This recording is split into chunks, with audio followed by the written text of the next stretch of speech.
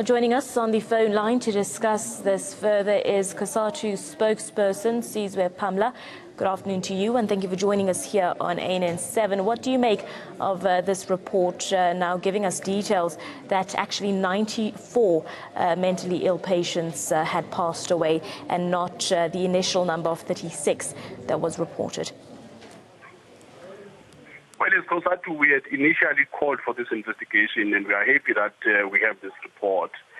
It has exposed the incompetence and the failures actually of the health department. So we actually would like to see a situation where those who have been identified, they do the honorable thing by stepping aside, or the relevant authorities need to actually relieve them of their duties and responsibilities. This is not just about political hate, as far as we are concerned. We also want the layer of bureaucracy that has actually been implemented or that was involved in this bungling to be held accountable. And our position again is that this points or exposes the myth that if you hand over everything to private hands, that's the solution. We've long said as the Federation that government cannot afford to outsource its responsibility, be it to the private institutions or to the private sector. So what we need to do going forward is to help and work with government to strengthen its own capacity to deliver on the mandate, which is to take care of the most vulnerable of our society.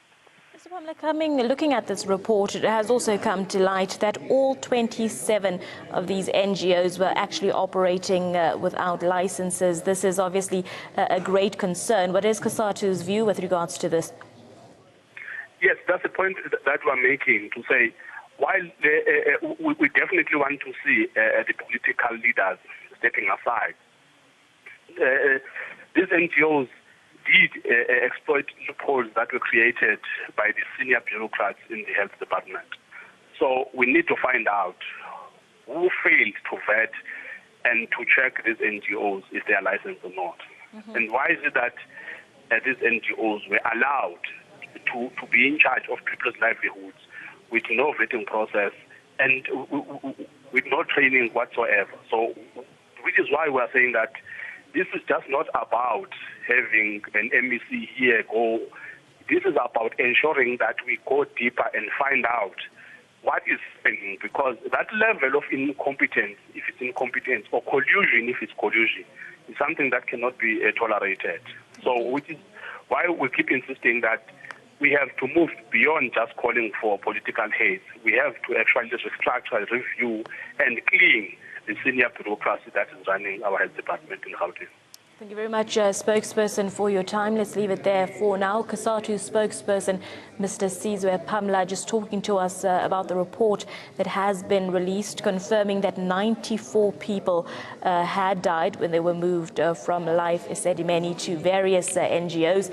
It has also come to light that all 27 of those NGOs were without valid operating licenses.